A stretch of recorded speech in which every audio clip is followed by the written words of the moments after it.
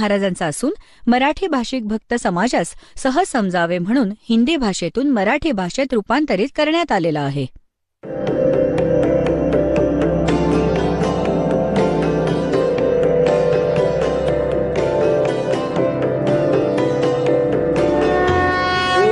सब ज्ञान डी कबीर ज्ञान सो ज्ञान और जैसे घोड़ा तोब का करता चले मैदान. जगद्गुरु तत्वदर्शी संत रामपालजी महाराजांचे अमृत वचन सर्व पवित्र धर्मांच्या व पवित्र शास्त्रांच्या आधारावर. बोलो सतगुरुदेव की जय. बंदी छोड़ कबीर परमेश्वर जी की जय. बंदी छोड़ गरीबदास जी महाराज जी की जय. स्वामी राम देवानंद जी गुरु महाराज जी की जय हो.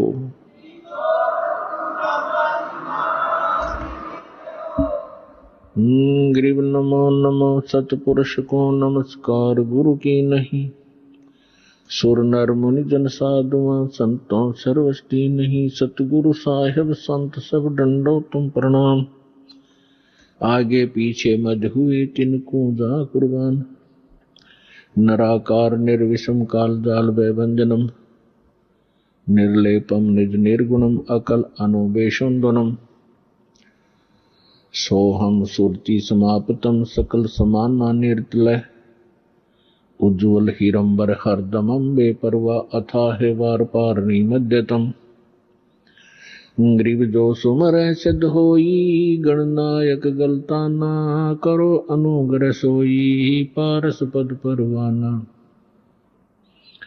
आदि गणेश मनाऊं गणनायक देवन देवा. चरण कमल लो लाऊं आदंत करूं सेवा.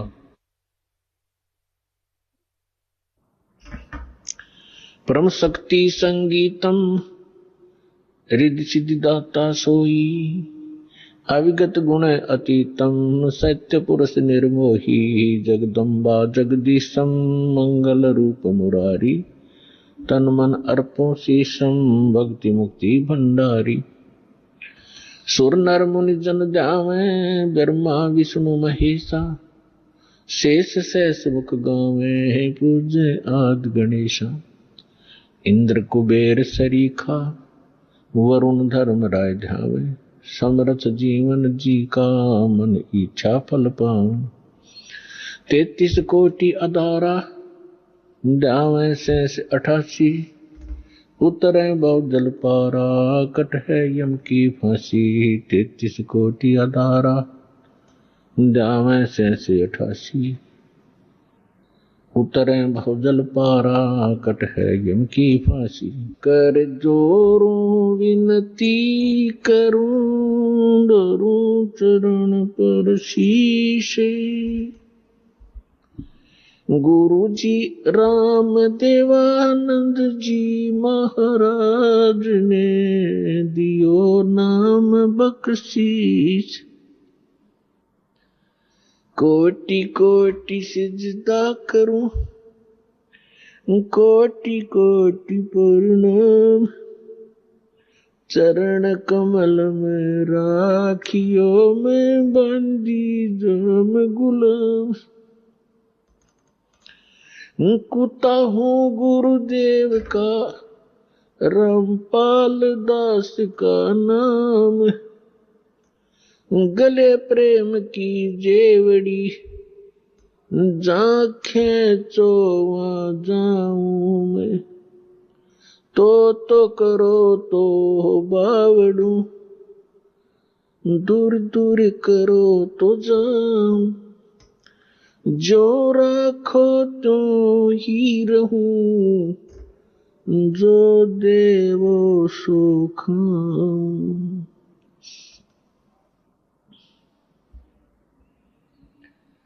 गुरु जी तुम ना भूलियो. चाहे लाख लोग मिल जाएं. हमसे तुमको बहुत है. तुम जैसे हमको नहीं. तुमरे विसारे क्या बने मैं किसकी शरण में जाऊं, शिव ब्रंच मुनि नारदो, तिनके हटे न समाऊं।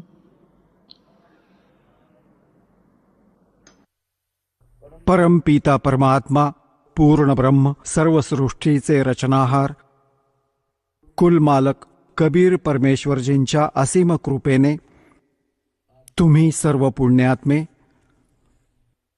सतलोक आश्रम बरबाला, जिल्हा हिसार, हरियाणामध्ये पोहोचू शकले. ज्या आत्म्यावर परमात्मा विशेष प्रसन्न होतात त्यांनाच असे शुभ स्थान आणि शुभ समागम उपलब्ध होत असतात. सकल पदार्थ है जग माही, और कर्महीन नर पावत नाही. पुण्यात्म्यांनो, तुम्ही लेकरे आहात, विद्यार्थी आहात. टीचरला माहीत असते की जर हे विद्यार्थी चांगल्या प्रकारे शिक्षण घेऊन परीक्षेत सफल झाले, यांचे जीवन खूपच उज्ज्वल होईल, यांचे भविष्य, यांना चांगल्या नोकऱ्या मिळतील, खूप सुखी राहतील. पण त्यावेळी मुलांना ती गोष्ट नाही लक्षात राहत की आपण कशासाठी शिकत आहोत. आणि ते चांगले विद्यार्थी जे असतात, टीचरने सांगितलेला प्रत्येक क्लासवर्क, होमवर्क करतच असतात. त्यामुळे यशस्वी होतातच, मग त्यांना त्या वस्तू प्राप्त साहजिकच होतात. तुम्ही ते विद्यार्थी आहात ज्यांना जन्म आणि मृत्यूच्या व्याधीपासून सुटका मिळवण्याची आणि सतलोकात जाऊन ते स्थायी सुख प्राप्त करण्याची सुसंधी प्राप्त झाली आहे. यात जर तुम्ही त्या विद्यार्थ्यांप्रमाणे मन लावून या सर्व क्रिया करत संसार सोडून निघून गेलात, तर तुम्हाला ते स्थान प्राप्त होईल जे आजपर्यंत हजारो वर्षांपर्यंत ऋषी महर्षी प्रयत्न करून निष्फळ ठरले आहेत. तर तुम्ही किती पुण्यकर्मी आहात, तुम्ही किती पुण्यात्मा आहात. लालच्या मूल्याचे लाललाच ज्ञान नसते, ते जोहरीच सांगतात. हा दास जोहरी आहे. तुम्ही त्या परमपित्याचे लाल आहात. तुम्हाला माहिती नाही, या दासाला माहिती आहे. तुमच्यासाठी ते परमात्मा किती भटकत आहेत. तुम्ही काळाची भांग प्यायलेली आहे. तुम्हाला केवळ इथली सांसारिक सुखे दिसून येतात. भविष्याचा तुम्हाला काहीच, तुमच्या भविष्यात पुढे नेक्स्ट जीवनात काय होईल याच्याशी तुम्ही अगदी अनभिज्ञ आहात.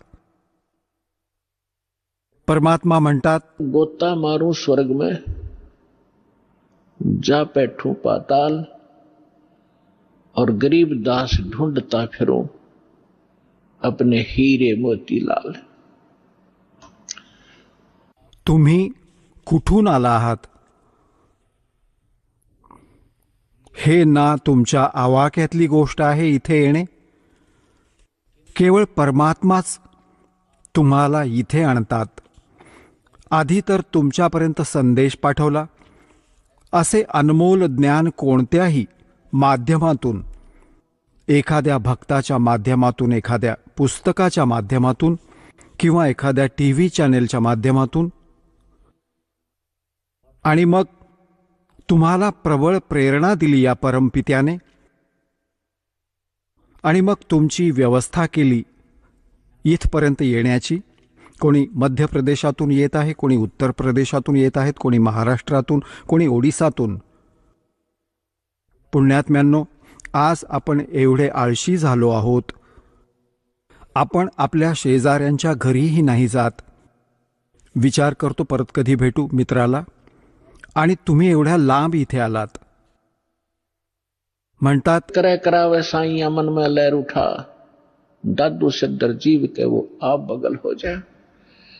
तर तुमच्यावर केवढी कृपा आहे विचारही नाही करू शकत. एवढ्या लांब येणे, ट्रेनमध्ये किती अडचणी असतात, परंतु तुमची पूर्व पुण्ये एवढी प्रबळ आहेत की तुम्हाला तिथे थांबू नाही देत. आणि पिछले ही तप से होते हैं पूर्ण हंस मुराद। पूर्वसंस्कार तुमच्या बरोबर आहेत. तुम्ही कधी काळी परमात्मा कबीरजींबरोबर राहिलेले आहात. जेव्हा भगवान पृथ्वीवर आले होते त्यावेळी तुम्ही अशिक्षित होतात. तुम्ही परमात्म्याला परमात्मा नाही मानू शकलात, परंतु परमात्म्याकडून मिळालेल्या त्या साधना करत राहिलात. मोक्ष प्राप्त नाही करू शकलात, परंतु तुम्हाला परमात्म्याने एवढे पुण्ययुक्त केले. त्यावेळी सन 1398 पासून सन 1518 पर्यंत 120 वर्ष परमेश्वर कबीरजी या पृथ्वीवर ज्ञान देत राहिले. एक औपचारिकता विणकराचे काम करत राहिले. तिथे विणकराचे काम करत आहेत आणि हजारो ठिकाणी प्रकट होऊन आपल्या प्रिय आत्म्यांना हा सत संदेशही देत राहत होते. तर तुम्हाला एवढे भक्तियुक्त केले त्यावेळी, जेणेकरून तुम्हाला मनुष्य जीवन मिळत राहावे. अन्य योनीतून अन्य प्राण्यांच्या जीवनापेक्षा मनुष्य शरीर खूपच श्रेष्ठ आहे, परंतु भक्ती ठीक न केल्याने एक दिवस यांचे पुण्य क्षीण होऊन मग हे पुन्हा 84 लाख योन्यांमध्ये निघून जातात. तर परमात्म्याने तुम्हाला एवढे चार्ज केले की तुम्ही मनुष्य जीवन प्राप्त करत करत येत राहिलात आणि तुम्हाला या काळापर्यंत इथे आणायचे होते.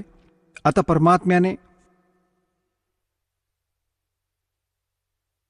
तुम्हाला एवढे भक्तियुक्त केले की तुमचे मनुष्य जन्मच होत आलेले आहेत. तेव्हाच तर तुमच्यात प्रेरणा आहे परमात्म्याची. जर एखादा जो प्राणी 2 प्रकारे मानव शरीर प्राप्त होतं, एकतर विधान आहे परमेश्वराचे, या काळाला बनवून दिलेला आहे आणि काळाचा नाईलाज करून ठेवला आहे की याने आपल्याला मानव शरीर एकदा तरी द्यावेच लागते, कारण की याला 1 लाख मानव शरीरधारी प्राण्यांच्या शरीरातून निघालेली घाण खाण्याचा एक शाप लागला आहे याच्या चुकीमुळे.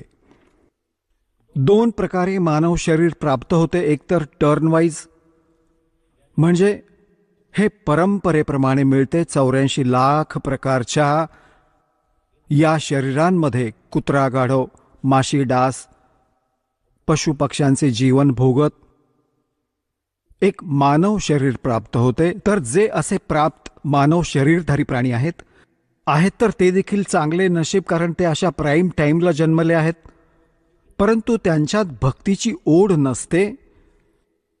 100 वेळा सांगूनही त्यांचा आत्मा प्रेरित नाही होत. आणि दुसऱ्या प्रकारे जन्म असा होतो जे आधीही मनुष्य होते, आजही मनुष्य जन्म प्राप्त झालाय, मानव स्त्री किंवा पुरुषाचा, तर त्यांच्यामध्ये त्या पूर्वसंस्कारांमुळे ती भक्तीची ओढ लागूनच राहते.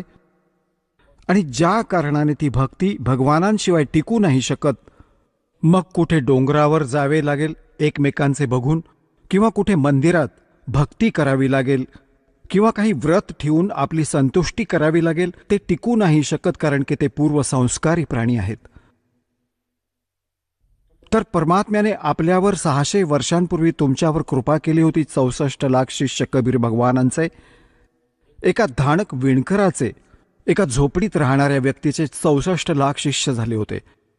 तर विचार करून बघा पुण्यात्म्यांनो, ज्याला आपण एक कवी समजून त्याची फाईल बंद करून बसलो होतो की तो तर एक कवी होता, संतही मानत नव्हतो, आपण केवळ एक कवी मानत होतो.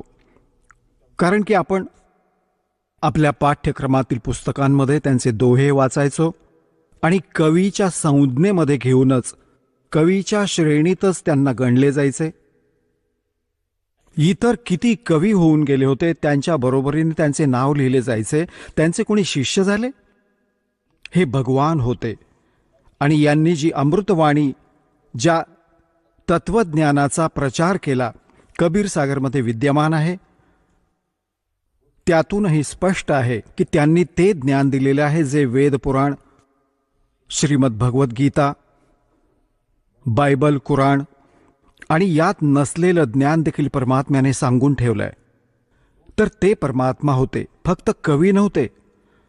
आणि त्यांच्या परमात्म्याच्या महिम्यांमध्ये वेदात लिहिले आहे की तो परमात्मा वर राहतो सतलोकात. मनुष्य सदृश्य आहे, राजाप्रमाणे एका तख्तावर सिंहासनावर विराजमान आहे. ते तिथून गती करत चालत येतात, इथे चांगल्या आत्म्यांना भेटतात. आपल्या ज्ञानाला लोकोक्तींच्या माध्यमातून, दोह्यांच्या माध्यमातून, पद्यातून उंच स्वरात आळवून आळवून ऐकवतात, ज्या कारणामुळे ते कवींमधील एक प्रसिद्ध कवीची पदवीही प्राप्त करतात. परंतु ते असतात भगवान, हे वेदात लिहिले आहे. आणि कवींसारखे आचरण करत फिरत व विहरत असतात, जागोजागी जातात. त्याच दृष्टिकोनातून परमात्मा एकाच वेळी हजारो जागी प्रकट होऊन आजपासून 600 वर्षांपूर्वी तुम्हाला भक्तियुक्त करत असत. परंतु त्यावेळी 64 लाख शिष्य होणे ही एक खूप मोठी आश्चर्याची बाब आहे, कारण की त्यावेळी भारत खूप विशाल होता. पूर्व आणि पश्चिम पाकिस्तान, अफगाणिस्तान, बलुचिस्तान, इराक, इराण, गजनी हे सर्व इथपर्यंत भारत होता. आणि त्यावेळी एकूण मिळून भारताची सर्व मिळून 4 करोड देखील लोकसंख्या नसेल. आणि ज्यातून 64 लाख शिष्य बनणे हिंदू आणि मुसलमान. कारण परमात्म्याने ही अशी सुखे दिली आपल्या प्रिय आत्म्यांना, असे ज्ञान दिले की आश्चर्यचकित राहत असत. तर त्यावेळी परमात्म्याने तुम्हाला या योग्य केले की तुम्ही 600 वर्षांपासून आजपर्यंत मनुष्य जीवन प्राप्त करत आले आहात. 600 वर्षांपासून. आणि ज्यात जवळजवळ तुम्ही 10-15 मानव शरीरे प्राप्त केलीत सलग. आणि जर तुम्हाला आज ही वेळ नसती मिळाली आणि ही भक्ती तुम्हाला नसती मिळाली, तर तुमचे हे शेवटचे मनुष्य जीवन होते. तुम्ही परत 84 लाख योनींमध्ये गेला असतात. म्हणून परमात्मा खूप दयाळू आहेत. त्यांनी केलेले प्रत्येक कार्य ते खूपच सफल होते. त्यांच्याच वचनाने सर्व कार्य होत आहेत. आता त्यानंतर भगवानांना आपण भगवान नाही समजलो, आपण त्यांना फक्त एक कवी समजलो. आणि काही दिवसात तुम्हाला जेव्हा परमात्म्याच्या बरोबर तुम्ही राहिलात, एवढी सुखे लाभली, तुमची दुःखे दूर झाली, तर तुम्ही परमात्म्यापासून लांब जाऊ लागलात. जेव्हा मनुष्य सुखी होतो या लोकात, तो पहिले काम हे करतो की भगवानापासून दूर होतो, निष्फळ गोष्टी ग्रहण करतो. तर जेव्हा आपण सुखी झालो सगळे, तो आपल्याला खूप सुख देतो, कारण तो तर सुखसागर आहे. तर आपल्या मनात दोष उत्पन्न होऊ लागले. परमात्म्यामध्येही आपण काही दोष काढू लागलो. तर परमात्मा कबीरजींनी एक लीला केली होती. आणि त्या लीलेमध्ये आपण सर्व एक परीक्षा घेतली होती आपली, ज्यात आपण फेल झालो आणि आपण इथेच राहिलो. आणि काळाने कसा जुलूम केला, कुणाला कुठे नेऊन आपटले, कुणाला हरियाणा, कुणाला राजस्थानमध्ये, कुणाला मध्य प्रदेशमध्ये, कुणाला ओरिसामध्ये, भाषा पण समजत नाही, कुणाला नायजेरियात, कुणाला अमेरिकेत, आफ्रिकेमध्ये. त्या प्रिय आत्म्यांना जे परमात्म्याची भक्ती करत असत, त्यातलेच हे सगळे ऑफिसर बनले आहेत, राजा झाले आहेत, MLA MP झाले आहेत. कारण की पूर्व पुण्याशिवाय अशी उच्च पदे प्राप्त नाही होत. आणि जोपर्यंत त्यांना पुन्हा हे ज्ञान नाही होत की आपण कोण आहोत, आपला जन्म कशासाठी झाला आहे, मानव शरीर केवळ यासाठी प्राप्त नाही होत की तुम्ही धन जमवावे, सांसारिक प्रभुत्व प्राप्त करावे, सगळे काही झाले, करोडोंची संपत्तीही झाली, तुमच्या इथे आसपासच्या क्षेत्रात कोणाची MP, मंत्री, मिनिस्टर होऊन ख्याती पण होईल, कारण तुमचे पूर्वपुण्य तुमच्या सोबत होते. ती मलई, ती बॅटरी तुमची चार्ज होती, ती चालत होती. मग तुमचा मृत्यू होईल आणि नेक्स्ट आयुष्य काय असेल? परत कुत्र्याच्या योनीत, गाढवाच्या शरीरात इथे भटकत राहिला असेल. तर मग डोंबलती संपत्ती काय कामी आली तुमच्या? आणि काय त्या महिम्याने तुमची साथ दिली? मग भले कोणी तुमच्या मृत्यूनंतर तुमचा कोणी पुतळा करून, तुमचा फोटो लावून, प्रतिवर्षी भले त्या देशातले लोक त्यावर नक्कीच माळा घालत असतील, तुम्ही गाढव होऊन धक्के खात असाल, तर जेव्हा आपल्या हे लक्षात येईल तेव्हा आपण सर्व, भले कोणाला कोणतीही पोस्ट प्राप्त असेल, किती श्रीमंत आहेत किंवा गरीब आहेत, त्याला मग या गोष्टीची चिंता होईल की खरंच हे तर होतच आहे.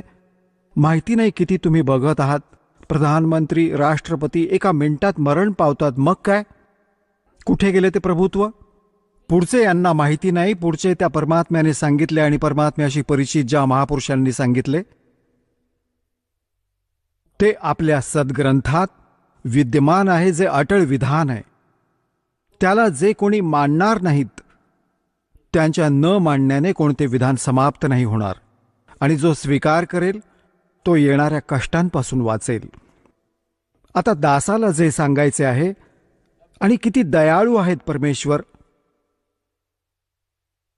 तुमच्याकडे कुठे कुठे निरोप पाठवला. परमेश्वरांनी 600 वर्षांपूर्वी सांगितले होते. जेव्हा धरमदासजी, जे त्या पुण्यात्म्यांपैकी आहेत ज्यांना भगवान भेटले होते, सतलोक दाखवला होता, जिथे भगवान राहतात, तिथली ओळख करून दिली होती. तर 600 वर्षांपूर्वी परमात्म्याने धरमदासजींनी विचारल्यावर सांगितले होते, प्रश्नाच्या उत्तरात सांगितले होते की धरमदास, जेव्हा कलियुगाची 5500 वर्षे सरतील, धरमदासजी खूप चिंतित होते या गोष्टीमुळे की परमात्म्याने सांगितले होते की धर्मदास मेरी लाख दुहाई, ये मूल ज्ञान कहीं बाहर न जाई, और मूल ज्ञान बाहर जो पढ़ी, ये बिचली पीढ़ी हंसनी तरही, और मूल ज्ञान तब तक छुपाई जब तक ये द्वादश पंथ ना मिट जाई. मग धरमदासजींना सांगितले होते की धर्मदास मेरी लाख दुहाई, ये सार नाम कहीं बाहर ना जाए, सार नाम बाहर जो पढ़ी, ये मेरी बिचली पीढ़ी हंसनी तरही. आता पुण्यात्म्यांनो, जेव्हा तुम्ही परमात्म्याच्या बरोबर होता, 64 लाख तर आधी येतील, त्यानंतर मग जे इतर पुण्यात्मे तुमच्या घरात जे येतील, तुमच्या संतान रूपात, तुमच्या कोण्या नात्याच्या रूपात, नातू वा नातीच्या रूपात, ते तर वेगळेच येतील. खूप चांगले आत्मे तुमच्या घरी जन्म घेतील, जे परमात्म्याच्या स्टॉकमध्ये आधीपासून ठेवलेले आहेत. त्या परमात्मा कबीरजींचे या प्रत्येक ब्रह्मांडात, काळाच्या लोकात, या 21 ब्रह्मांडात एक गुप्त स्थान आहे, जिथे त्या पुण्यात्म्यांना त्या परमात्म्याने ठेवले आहे, ज्यांना मागच्या कलियुगात सारनाम प्राप्त झाले होते, ते पार झाले नाहीत आणि मग ते काळाच्या हाती लागले होते. कारण या ज्ञानाने तुमच्या आत्म्यात असे दृढनिश्चय नक्कीच होईल की हे सुख मग भले राष्ट्रपती व्हाल, भले प्रधानमंत्री व्हाल, आणि भलेही आपण कोणते देवपद प्राप्त करू, तुमचा आत्मा धिक्कारेल त्याला. तर कबीर साहेबांच्या बरोबर न जाता आल्याने काही चांगले आत्मे आहेत ज्यांना सारनाम प्राप्त झाले होते कोणत्या कलियुगात, तर ते पार नाही झाले. दुसऱ्या संस्कारांमुळे कोणत्या लोकात गेले, तर त्यासाठी परमात्मा म्हणतात, शिवमंडल ब्रह्मापुरी, शिवमंडल ब्रह्मापुरी चाहे विष्णु लोक में हो, हमरे गुण भूला नहीं तो आण छुटाऊं तो. जसे कोणी भक्त या ज्ञानाशी परिचित आणि काही कारणाने नामखंडित झाल्याने त्याचा मृत्यू झाला तर तो कुठे जातो? तुम्हाला प्रथम मंत्रात श्री ब्रह्माजी, श्री विष्णूजी, श्री शिवजी, श्री गणेशजी आणि श्री दुर्गाजी इत्यादी या देवांचे ते मूळ मंत्र दिले जातात, ज्यामुळे तुम्हाला खूप लाभ मिळणार आहे.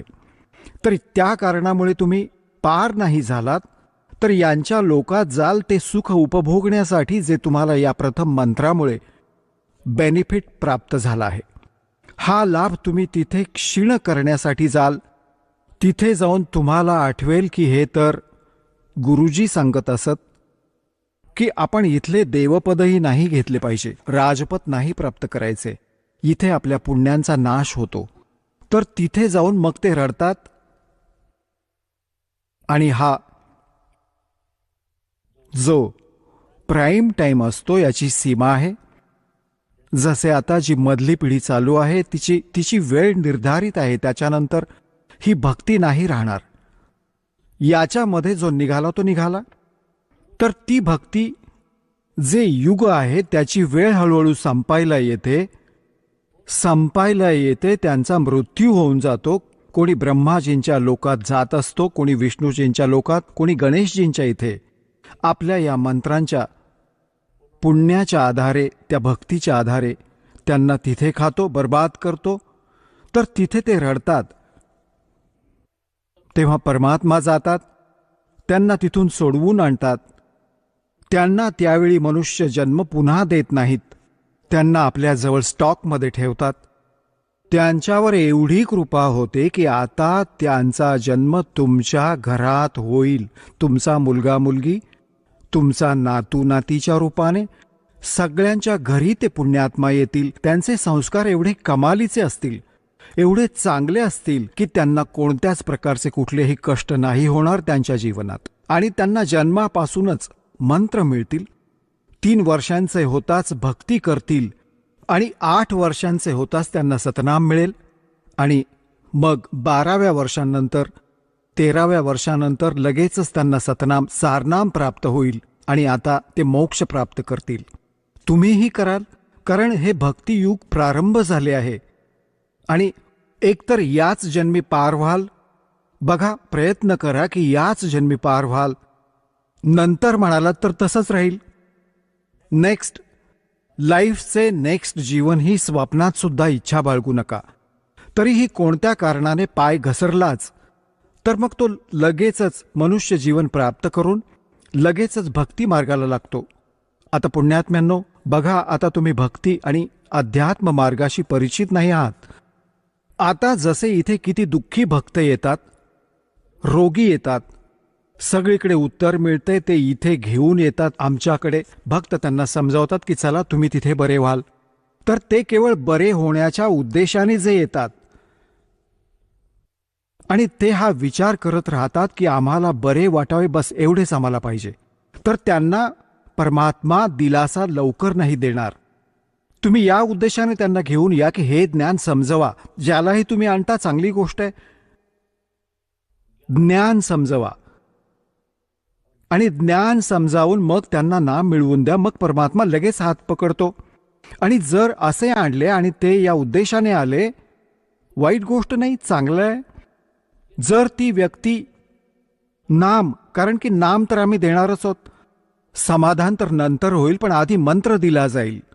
आता ज्याला नाम मिळाले आणि अंतिम घटका मोजत असेल, मरायचे तर त्याला होतेच. हा मंत्र एकदा पूर्ण म्हटला, ऐकला, तिथे बोलू नाही शकला आणि मृत्यू झाला तरीही त्याला मनुष्य जीवन मिळेल, कारण त्याच्यात भक्तीचे बीज पेरले.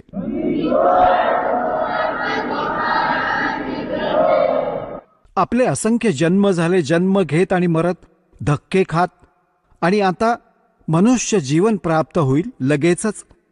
10व्या महिन्यात इथे सतलोक आश्रम बरवालामध्ये येईल आणि मग त्याचे आयुष्य पुन्हा सुरू झाले.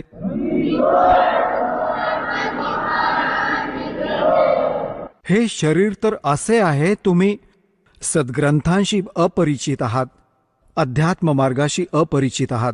जसे एका व्यक्तीचा कपडा कोणत्या दुर्घटनेने खराब झाला, फाटला किंवा तसाच खराब झाला तर तो त्याला काढून फेकून देतो आणि नवीन घालतो. नवीन तर अजून चांगलाच असतो. तर असेच हे जुने शरीर काही कारणाने डिफेक्टिव्ह झाले. जर तुम्ही भक्ती नीट केली तर हे नीट करतील परमात्मा, कारण ही शरीररूपी माती चालवत आहे. ही त्याने किती चांगली करून ठेवली आहे, कारण हे त्याच्या हातात आहे. इथे लाखो लोक बरे झाले आहेत. कॅन्सर कित्येकांचे रक्त टपकत असणारे येतात आणि 10व्या दिवशी जखमा भरून आल्या, ज्यांनी मनपूर्वक परमात्म्याला भजलं आणि भक्ती केली. तर दासाचा उद्देश तुमची दिशाभूल करण्याचा नाहीये, परंतु खरे ज्ञान सांगणे. आणि तुम्ही बघत आहात इथे जो काही पैसा येतो तुम्ही दान केलेला, सर्व परमात्म्याच्या भक्तांसाठी मुक्त भंडारा केला जातो. सगळी व्यवस्था करून ठेवली आहे. केवळ परमार्थासाठी परमात्म्याने दासाला पाठवलंय. तुम्ही भगवानांची लेकरे आहात. दास भगवानांचा नोकर आहे आणि नोकराला नेहमी भीती लागून राहिलेली असते की भगवानांच्या लेकरांना, मालकाच्या लेकरांना असुविधा व्हायला नकोत, की ज्यामुळे मालक नाराज होईल आणि त्याची नोकरी धोक्यात नको यायला. तर दास या उद्देशाने तुमची सेवा करत आहे. तुम्ही खऱ्या मनाने इथे भक्ती केलीत तर तुमचा मोक्ष होईल. आणि जो प्रसंग चालला होता की 64 लाख तर ते येतीलच, त्या 64 लाखांच्या घरी ते भक्त येतील जे परमात्म्यांच्या रिझर्व्ह बँकेत ठेवलेले आहेत आत्मे. आणि त्यानंतर जे इतरही जन्म घेत आहेत, अरबो प्राणी आहेत मनुष्य जीवनात, तर त्यांच्यासाठी कसे होईल की जसे एकदा तुम्हाला गोष्ट सांगितली होती अनेक वेळा दासाने.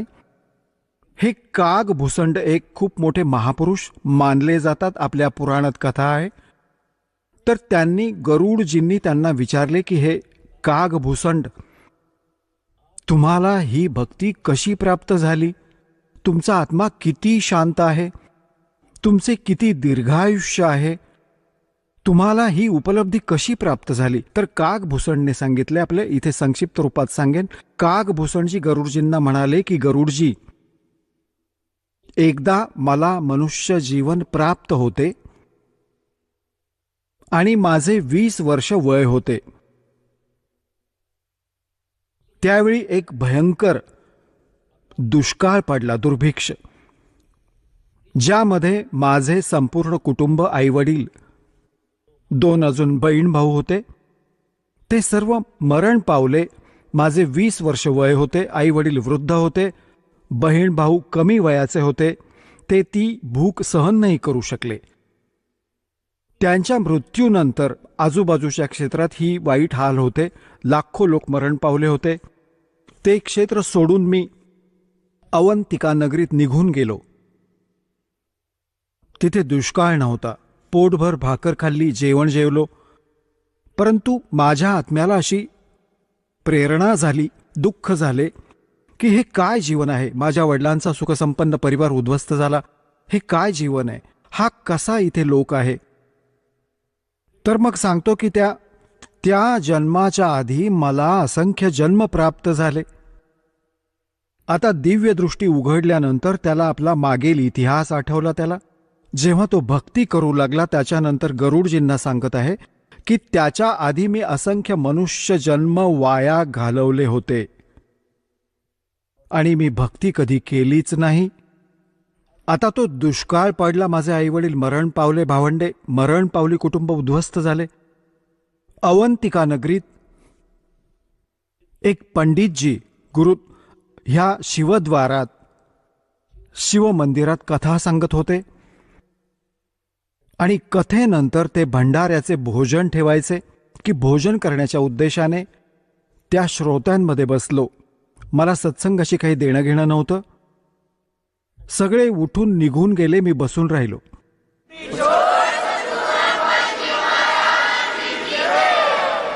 चला आता आपण त्या श्रद्धाळूंचे अनुभव जाणून घेऊयात, ज्यांनी जगद्गुरू तत्वदर्शी संत रामपालजी महाराजांकडून दीक्षा प्राप्त केलेली आहे, तसेच त्यांच्याद्वारा सांगितलेल्या भक्ती मार्गावर चालत आहेत. नमस्कार सतसाहेब. आपलं नाव? माझे नाव श्यामला शिवाजी शेरकर. आपण कुठून आलात? मी मुक्काम पोस्ट कुमशे, तालुका जुन्नर, जिल्हा पुणे, महाराष्ट्र येथून आले आहे. आपला व्यवसाय काय आहे? आमचा व्यवसाय पहिल्यांदी दुसऱ्यांची शेती खंड करारावर घेऊन करणे असा होता. परंतु आता संत सद्गुरू रामपालजी महाराजांच्या चरणी आल्यापासून आमची स्वतःची शेती आहे आणि ती शेती व्यवसाय आम्ही करतो. संत रामपालजी महाराजांची गुरुदीक्षा आपण कधी घेतली? संत रामपालजी महाराजांची दीक्षा मी 18 डिसेंबर 2010 मध्ये घेतली. संत रामपालजी महाराजांची गुरुदीक्षा घेण्या अगोदर आपण व आपला परिवार कोणती भक्ती साधना करत होतात? मी माझ्या परिवारात अगोदर आमची आई शिवलीला अमृत, गणपती बसवणे, हरतालिकेचे व्रत करणे, लक्ष्मीचे व्रत करणे, उपवास करणे, पंढरपूरला जाणे, हरिपाठ म्हणणे, आजी 16 सोमवारचं व्रत करायची. त्यामुळे आम्ही पहिली शंकराची दीक्षा घेतली, ओम नमः शिवायचा जप केला. नंतर दत्ताची दीक्षा घेतली, दत्ताचा मंत्राची दीक्षा जप केला. नंतर असं करत करत लग्न झाल्यानंतर सासरे राधास्वामीमध्ये होते. राधास्वामीमध्ये असताना त्यांनी आम्हाला पुस्तक आणून दिलं, ते मी वाचलं आणि त्याच्यामध्ये असं लिहिलं होतं की स्वतःच्या मनाने केलेली भक्ती आणि सद्गुरूंच्या मार्गदर्शना केलेली भक्ती याच्यामध्ये 100 पटीचा फरक आहे. म्हणून मग ती सद्गुरू पाहिजे म्हणून त्या 20 वर्षापूर्वी ते सद्गुरू घरातले करतात म्हणून त्यांच्याबरोबर आम्ही गेलो. आम्हाला 4-5 वेळा तिथून बाहेर काढलं की तुमचं वय नाही, तुम्हाला आत्ता लगेच दीक्षा मिळणार नाही. मग तेवढं वय पूर्ण झाल्यावर आम्ही ती दीक्षा घेण्यासाठी बियासला गेलो. तिथं ती दीक्षा घेतली आणि त्याची 18 वर्ष त्या मंत्राची साधना केली. आणि 18 वर्ष साधना करीत असताना 2.5 तास मांडी घालून बसणे, सत्संगला जाणे सर्व संगतला घेऊन, परत लोकांना पुस्तकांमध्ये ते वाचून दाखवणे, अशी खूप सेवा केली. परंतु शेती व्यवसाय हा अतिशय कष्टाचा व्यवसाय, खूप कष्ट वाढत गेले.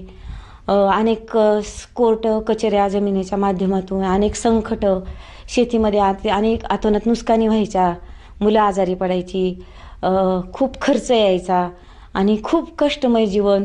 असं वाटायचं आपण एवढी भक्ती करतोय तरी पण आपल्यालाच एवढ्या अडचणी का, असं करीत असताना शोधाशोध देवाची ही चालूच होती.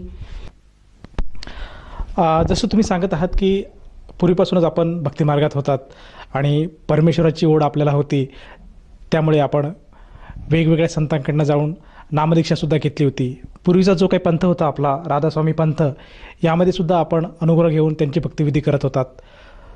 परंतु आपल्याला कुठल्या प्रकारचा लाभ मिळत नव्हता. मग मला असं विचारायचं आहे की संत रामपालजी महाराजांचा जो काही मार्ग आहे तो आपल्याला कसा मिळाला आणि आपण त्यांच्या शरणात कसे आलात?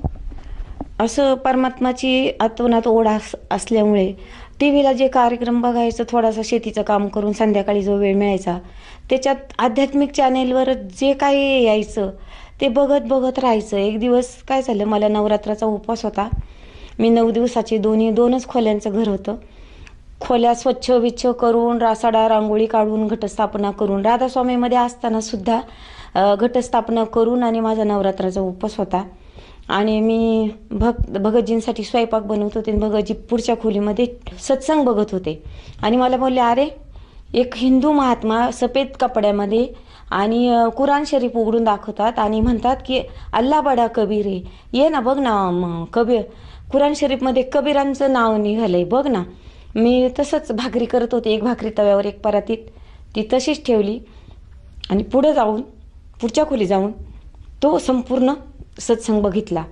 पहिल्या दिवशीचा बघितला, दुसऱ्या दिवशी बघितला, त्याच्यामध्ये परत दुसऱ्या गुरुग्रंथ साहेबमधलं दाखवलं, तिसऱ्या दिवशी सृष्टीरचना दाखवली आणि माझा नवरात्राचा उपवास आणि दुर्गादेवीचं संपूर्ण ते सृष्टीरचना मला डिटेल्समध्ये कळली की जोपर्यंत माहीत नव्हतं की ब्रह्मा विष्णू महेश यांचे पिता कोण, दुर्गा ही त्यांची कोण आणि आपण इथं पृथ्वी लोकावर कसं आलंय, आपल्याला इथून कोणी आणले आणि आपल्याला रिटर्न कसं जायचं, त्यांचं अंतर, ती पृथ्वी लोक ते सतलोकामध्ये लागणारे ठिकाणं, त्यांच्यासाठी लागणारे मंत्र आणि ती साधना ती कशी करायची, A to Z सगळं त्या सृष्टीरचनेमध्ये जे अंतःकरणात जाऊन भिडलं. खूप समाधान वाटलं. आपल्याला इथं परिपूर्ण ज्ञान भेटलंय, परमात्माचं ज्ञान भेटलंय. फक्त उद्या काय सांगतात सत्संगामध्ये, एवढी आशा. आणि परत उद्या परवा असे 8व्या दिवशी नेमकं माझ्या वर्मावर बोट पडलं. राधास्वामीमध्ये जे 5 मंत्र आम्ही 18 वर्ष जपत होतो, ते प्रत्येक मंत्र परमात्माने संत रामपालजी महाराजांनी टी व्हीवर ॲज इट इज म्हणून दाखवले. आणि हे सुद्धा सांगितलं की हे कुठल्या देवतेचं नाव आहे का, हे कुठल्या गावाचं नाव आहे का, हे शहराचं आहे का, वस्तूचं आहे का, ठिकाणाचं आहे, हे तुम्हाला माहीत आहे का. आणि मग मी तोच प्रश्न माझ्या मनाला विचारलं. खरंच आपल्याला या 5 मंत्रापैकी काही माहीत नाही. आणि पुढं परमात्मामध्ये सत्संगामध्ये सांगू लागले की घटरामायण उघडून दाखवलं आणि म्हणाले की 5 नाम काल के जानू, आणि ह्या कालाच्या नामाने तुम्हाला मोक्ष भेटणार नाही, तुम्ही जन्ममरण सुटणार नाही, तुम्ही 84च्या फेऱ्यातच अडकून राहाल. आणि मग मात्र मी ठरवलं, त्या क्षणी त्याच सेकंदाला मी त्या मंत्राचा जप थांबवला. आणि पुढं मग हा मंत्र नाही तर मग पुढं कोणता मंत्र आणि कोणती साधना म्हणजे ती मोक्षदायक आहे. तर परमात्माने गीतेतून लगेच मला प्रश्न मनात यायचा, पुढं सत्संगावर त्याचं उत्तर मिळायचं स्क्रीनवर की ओम तत्सत ह्या 3 मंत्रांनी तो हा मोक्षदायक मंत्र आहे. आणि तो भगवंताने गीतेमध्ये सांगितलंय, कुण्या तत्वदर्शी संतांकडून घ्या. आणि परमतत्वदर्शी संत फक्त संत रामपालजी महाराज या पृथ्वीवर आहेत, असं ते ठोकपणे इंटरनॅशनल चॅनलवर सगळ्या जगाला सांगतात. आपण 18 वर्ष जो मंत्र घेतलाय तो अख्ख्या जगाला सांगतायत. मग मात्र म्हटलं आता काही नाही, फक्त हा मोक्षदायक मंत्र आणि संत रामपालजी महाराज हाच आपल्या जीवनाचा शेवट आणि हाच पहिला शोध. आणि मग लगेच तो खालचा नंबर टी व्हीवर आणणार स्क्रीनचा लगेच नंबर नोट केला, फोन लावला आश्रममध्ये. म्हटलं, मी पहिल्यांदा मराठीत बोलले, मला माहीत नव्हतं. मग त्यांनी हिंदीतून विचारलं, तुम कहा की हो. मी सांगितलं महाराष्ट्रातली. त्यांनी सांगितलं, तुम्ही पुण्यामधून, इथून तुम्हाला पुस्तक माहिती मिळेल, तुम्ही ती घ्या, त्याचा नीट अभ्यास करा आणि मग तुम्ही नामदीक्षा घ्यायला या. माझी शोध चालूच. 21 दिवस मला जागरण चॅनेलवर तो सत्संग परमात्माचा बघायला मिळाला. मला वेळ लागलं, वेडी झाले मी. भगतजींना म्हटलं, मला पहिलं जायचंय, तुम्ही जा म्हणा.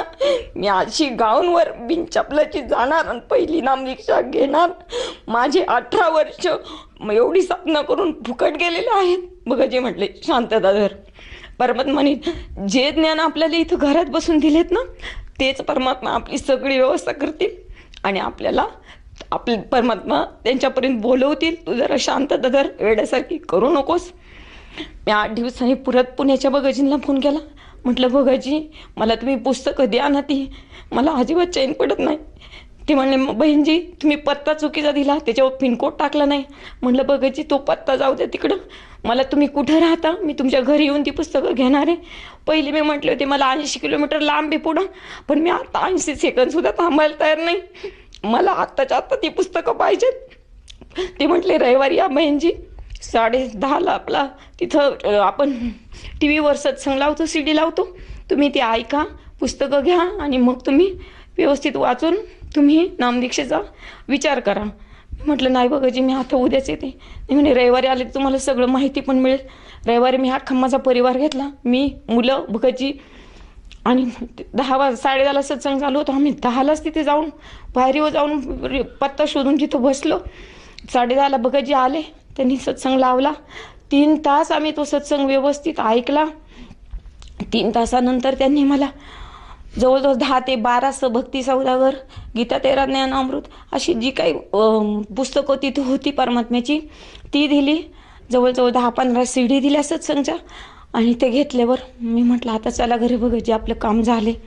घरी आले, भक्ती सौदागर मी स्वयंपाक धुणं भांडी करून 1.5 दिवसात, 1 रात्र आणि 1 दिवसात सगळं पुस्तक वाचून काढलं. जिथं जिथं पाहिजे होतं तिथं तिथं खुणा केल्या आणि भगतजींना सांगितलं, माझं या पुस्तकाचं काम झाले, आता हे तुम्ही वाचा आणि मला मात्र हा मंत्र घ्यायचा म्हणजे घ्यायचा.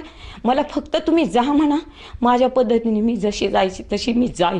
ते म्हटले, वेडी झाली का, एवढं लांब आपल्याला माहीत नाही, काय नाही, कसं जाणं. मी त्या पुण्याच्या भगतजींना म्हटलं, भगतजी मी पुस्तक वाचले, मला हे खूप ज्ञान समजले आणि हेच पूर्ण संत आहेत, हेच पूर्ण सद्गुरू आहेत, मला आत्ताच्या आत्ता नामदीक्षा घ्यायचं. म्हणे, बहीणजी थोडं सावकाशीने घ्या, तुम्ही अजून पुस्तक वाचा, तुमच्या शंका निरसन करा आणि CDला सत्संग दिले ते बघा आणि इथून कोणी जायला लागलं ना की मी तुमचं तिकीट करेन आणि मग तुम्ही जावा. आणि मग एका पुण्यातल्या परिवारासोबत मी 15 दिवसातच गेले. त्या परिवाराने मला त्यांच्या कुटुंबातला हिस्सा म्हणून इतकं जीव लावून नेलं. त्या परिवाराचं प्रेम, अधिक तिथं गेल्यावर आश्रमाच्या भगतींचं प्रेम, तिथलं ते वातावरण, मंत्रदीक्षा, इतका माझा जीव सुखावला की माझ्या 45 वर्षाच्या कुठल्याच भक्तीने सुखावला होता. इतकं सुखदायी, आनंदी आणि इतकं माझ्या अंतःकरणातून आत्मा इतका आनंदी झाला आणि मी तो मंत्र जप करू लागले. खूप मला बरं वाटलं. घरी आले. 1 महिन्यात सगळ्या परिवाराला सगळ्यांना सांगितलं आपल्याला पुढच्या 18 तारखेला जायचं. पुढच्या 18 तारखेला चौघं सगळे गेलो आणि बाकीच्या राहिलेल्या परिवाराने नामदीक्षा घेतली आणि खूप आज चांगल्या पद्धतीने आम्ही भक्ती करतोय, समाधानी आहोत. जसं आपण सांगत आहात की संत रामपालजी महाराजांचं जे काही सत्संग आहे, जे काही ज्ञान आहे, हे पूर्णपणे आपण समजून घेतलं आणि जेव्हा आपल्या अंतःकरणातनं असं वाटलं की संत रामपालजी महाराज हेच खरे संत आहेत, हेच परमसंत आहेत, जेव्हा आपल्या आत्म्याने ही पुकार केली आणि परमेश्वराने ती ऐकली सुद्धा आणि आज आपण संत रामपालजी महाराजांच्या शरणात आहेत, तर मला असं विचारायचं आहे की जेव्हा आपण सद्गुरू संत रामपालजी महाराजांची शरण घेतली त्यानंतर आपल्याला व आपल्या परिवाराला काय काय लाभ प्राप्त झालेत? पहिला सगळ्यात मोठा आध्यात्मिक लाभ, परमेश्वराची शोधाशोध थांबली, आत्मिक परम शांती आली, परिवारामध्ये पण आली, माझ्यामध्ये पण आली आणि हा सर्वात मोठा आध्यात्मिक लाभ झाला आहे की आता काही परमात्म्याशिवाय शोधणे नाही, करणे नाही, हीच परम शांती आणि हीच परम भक्ती आपण आता पुढे चालू ठेवायची आयुष्याच्या शेवटच्या श्वासापर्यंत. हा लाभ पहिला झाला. नंतर 7च महिने झाले, 2च खोल्यांचं घर होतं आणि परमात्माच्या दयेने 7व्या महिन्यात 2000 स्क्वेअर फूटचा बंगला परमात्माने भक्ती करायला असा दिला की त्याची काही झळच आम्हाला लागली नाही. त्याच्यासाठी लागणारे पैसे, त्याचा वेळ, त्याचा तो कॉन्ट्रॅक्टर, आमच्या शेतीकामांमुळे आम्हाला अजिबात त्या घराकडं पैशांकडं बघायला वेळच नव्हता.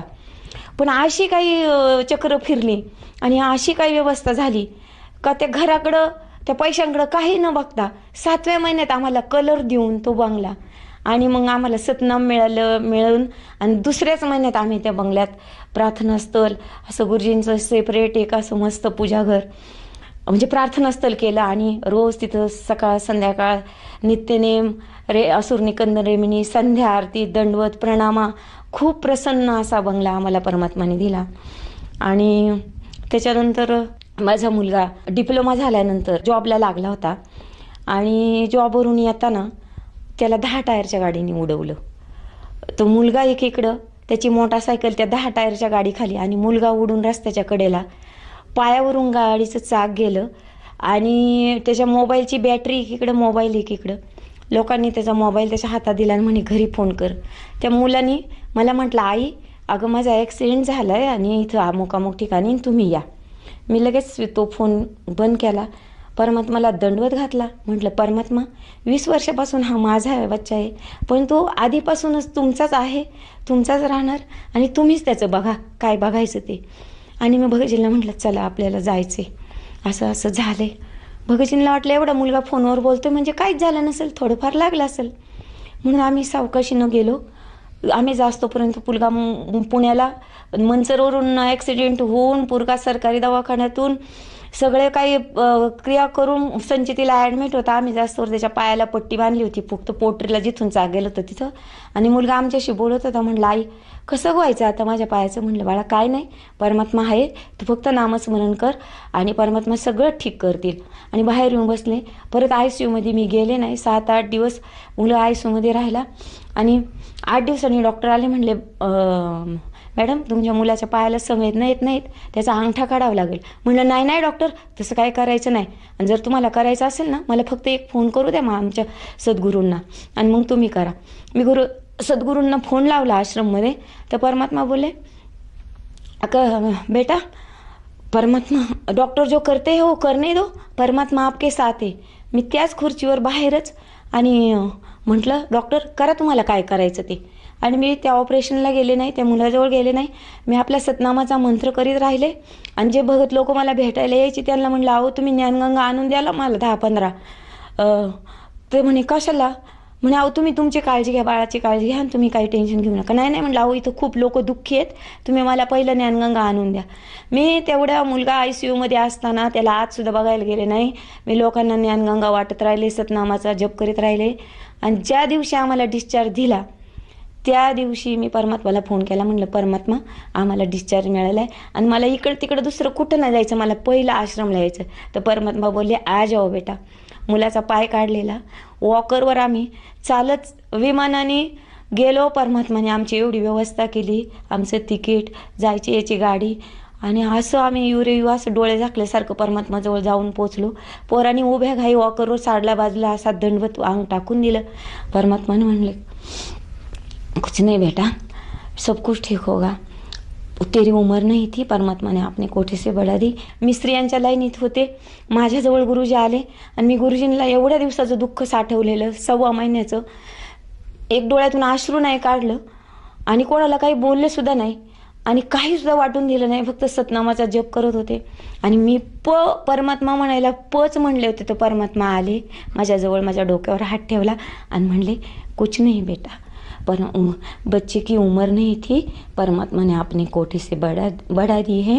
आणि एकच अश्रू माझ्या डोळ्यातून आलं. परमात्मा परत मागं आले, परत माझ्या डोक्यावर हात ठेवला आणि म्हणले बेटा सब कुछ ठीक होगा. तो दिवस परमात्मा बोलले, तो दिवस आणि आजचा दिवस, तो मुलगा डिप्लोमा झालेला मुलगा आज सिव्हिलची डिग्री डिस्टिंक्शनमध्ये MTech झाला आणि आता MP मेन्स क्लिअर केल्यात. आता तो IAS ऑफिसर म्हणून इंटरव्ह्यू त्याचा लागेल आता. आणि जसा तो दवाखान्यातून निघाला आणि परमात्म्याकडून आलो, त्याची जखम सुकली, त्याला जयपूरचा पाय लावला. आमच्याकडे दवाखान्याला एवढा खर्च झाला होता, आमच्याकडे पैसे नव्हते. जयपूरच्या पायावर घरी आलो. त्या पोराने जयपूरच्या फूटवरती मोटरसायकल चालून गावात जुन्नरला जाऊन आला. म्हणला मम्मी बस, तुला हीच काळजी होती ना की मला आता गाडी कोणी बस म्हणला मागं. अरे आज तो मुलगा, त्याला आता परमात्माने एवढी खुशी दिली, त्याला आता चांगला फॉरेनचा पाय बसवला आहे. तो आता त्या पायावर 4 व्हीलर चालवतो, पुण्यावरून 4 व्हीलर घेऊन येतो. परमात्माने त्याची इतकी मौज केली. त्याचं अकाउंट परमात्मा कधी खाली ठेवीत नाहीत, त्याला कशाची कमी नाही, त्याला कुठला आजार नाही. आणि आता इतका सारनामापर्यंत परमात्माची दया झाली त्याच्यावर. इतका भक्तीत पण सगळ्यांना सांगायला, मित्रपरिवाराला सगळ्यांना भक्तीत पण इतका छान. आणि सगळ्या परमात्माने त्याच्यावर सगळी दया. जो परमात्मा एक ठीक होईल म्हणले होते, त्याची मला आता 10 वर्षात एवढी अनुभूती आली. हे खरंच परमात्माचा म्हणतात ना, ब्रह्मांड उलटं पालटं होईल पण सद्गुरूंचं वचन नाही. तसंच सद्गुरूंच्या वचनात एवढी ताकद, मंत्रात एवढी ताकद. जेव्हा मला मुलगा झाला तेव्हा मी त्याची जन्मकुंडली काढली होती आणि त्याच्यात सांगितलं होतं की 20व्या वर्षी याला गंडांतर आहे. आणि मी ते पूर्ण विसरून गेले होते. पण नंतर माझ्या लक्षात आलं की आपल्याला असं सांगितलं आणि तो 20च वर्षाचा होता तेव्हा त्याचा ॲक्सिडेंट झाला होता. आणि परमात्मा जे बोलले ते अगदी सत्य आहे. आणि मी माझ्या जीवनात झालेली घटना परमात्मा पुढे गेल्यावर सांगितली सुद्धा नव्हती, पण परमात्माने माझं सगळं दुःख नष्ट केलं आणि काहीच झालं नाही. असं आम्ही दोघं पण मायलेकरं घरी आलो आणि आत्तापर्यंत आम्हाला असं मोठी काही घटना आमच्या जीवनात झाली, आत्तासुद्धा आम्हाला काहीसुद्धा परमात्माच्या भक्तीमुळं काहीसुद्धा त्याचं वाटत नाही.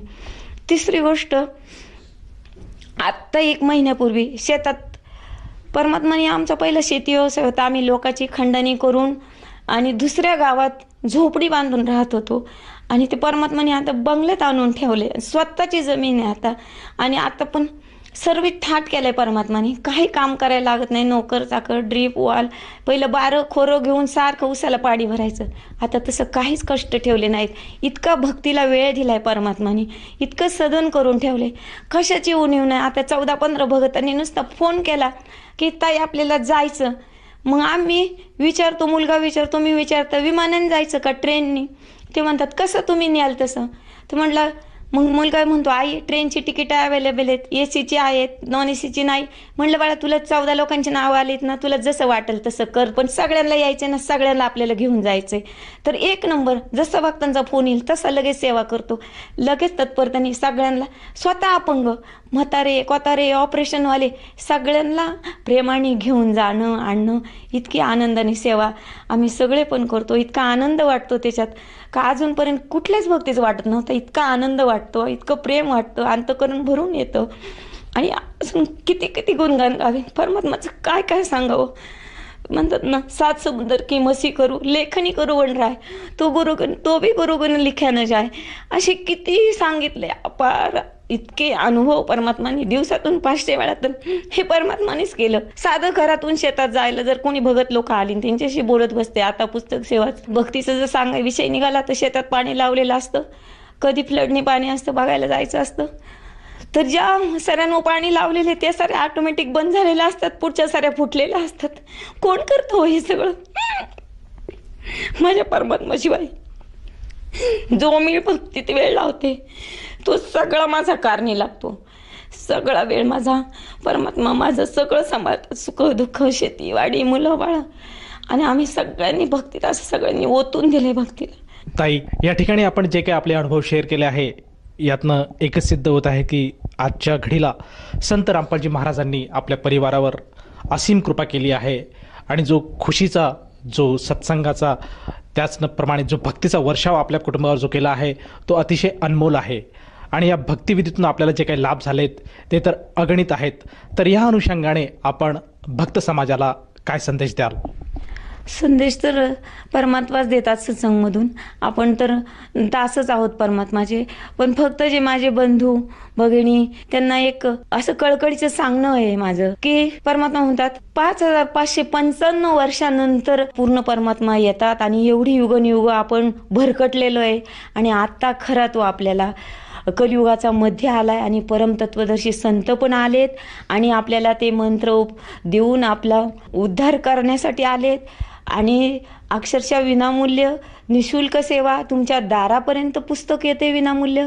फक्त तुम्ही वाचायचं आहे, अभ्यास करायचा आणि परमात्माचं कनेक्शन घेऊन घ्यायचं आहे आणि आपलं आत्मरूपी घर प्रकाशमय करायचं आहे.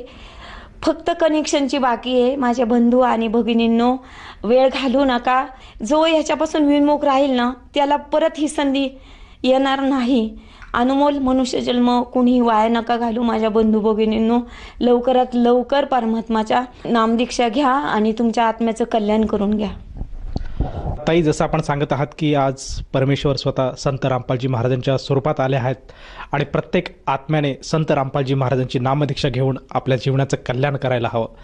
तर ह्या अनुषंगाने जर एखाद्या साधकाला जाणवलं की आपण सुद्धा सद्गुरू संत रामपालजी महाराजांची शरण घेऊन आपल्या जीवनाचं कल्याण करायला हवं, तर त्या साधकाला सद्गुरू संत रामपालजी महाराजांची नामदीक्षा कशी मिळेल? आपण TV वर, आध्यात्मिक चॅनेलवर, बहुतेक सर्व चॅनेलवर, आध्यात्मिक चॅनेलवर संत रामपालजी महाराजांचे सत्संग येतात. आणि सत्संग चालू असताना TV स्क्रीनवर नंबर येतात.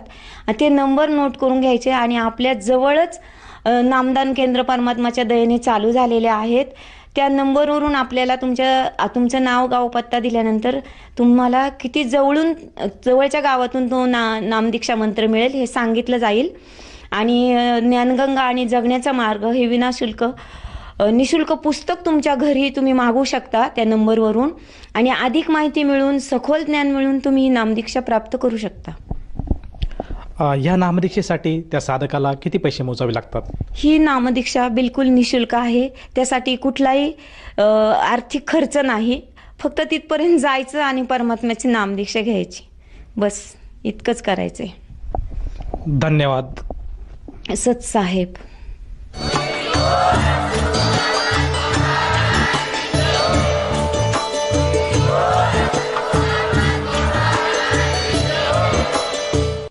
आपण ऐकत होता जगद्गुरु तत्वदर्शी संत रामपालजी महाराजांचे मंगल प्रवचन.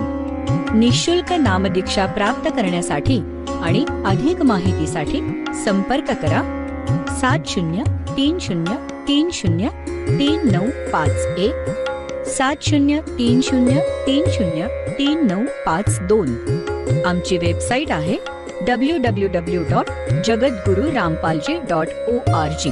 सर्व पवित्र धर्मांच्या व पवित्र शास्त्रांवर आधारित प्रमाणित अनमोल पुस्तक ज्ञानगंगा किंवा जगण्याचा मार्ग यापैकी कोणतेही एक पुस्तक निशुल्क मागवण्यासाठी आम्हाला आपले पूर्ण नाव, पूर्ण पत्ता, पिनकोड सहित आणि फोन नंबर लिहून 7030303951 7030303952 नंबरवर SMS करू शकता किंवा आम्हाला 70303039